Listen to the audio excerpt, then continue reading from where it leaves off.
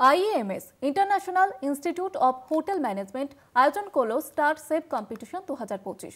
এই প্রতিযোগিতায় সরকারি এবং বেসরকারি মিলিয়ে কলকাতার 22টি স্কুলের ছাত্রছাত্রীরা অংশগ্রহণ করে।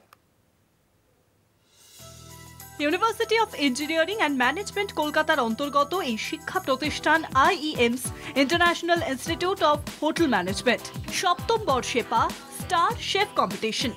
নতুন প্রজন্মকে উৎসাহ দেওয়ার লক্ষ্য নিয়ে এই অনুষ্ঠান university of engineering and management কলকাতার নিউ টাউন ক্যাম্পাসে আয়োজিত হলো এই অনুষ্ঠান। বহু স্কুলের ছাত্রছাত্রীদের মধ্যে থেকে তারা এই কম্পিটিশনে পার্টিসিপেট করে, তারা যে রেসিপিটা তৈরি করে সেটা এক্সামিন করে এ সেট অফ জুরিজ, এবং যারা উইনার হয় আমরা দেখেছি পরবর্তীকালে তারা যখন এই হোটেল হসপিটালিটি সেক্টরে জয়েন করে দে আর এক্সেলিং লাইক এনিথিং, কারণ তাদের এই সুপ্ত প্রতিভাটা বিকাশ কিন্তু একেবারে আর্লি স্টেজ থেকে হয়। বিভিন্ন খাবারের পসরা সাজিয়ে বসেছিল একাদশ এবং দ্বাদশ শ্রেণীর ছাত্রছাত্রীরা।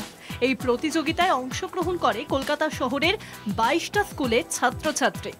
বিচারক হিসেবে উপস্থিত ছিলেন নামজাদা শেফ সহ বিশিষ্ট ব্যক্তিজনেরা।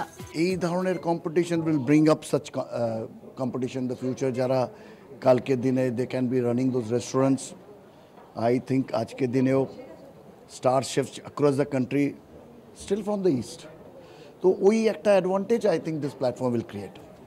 এই ধরনের প্রতিযোগিতা ছাত্রছাত্রীদের কর্মজীবনে এবং ব্যক্তিগত জীবনে স্বাবলম্বী হওয়ার সুযোগ করে দেবে বলে মনে করছেন এই প্রতিষ্ঠান। প্রতিযোগীদের উৎসাহ দেওয়ার জন্য তাদের হাতে সার্টিফিকেট এবং পুরস্কার তুলে দেয় IEMS international institute of hotel management.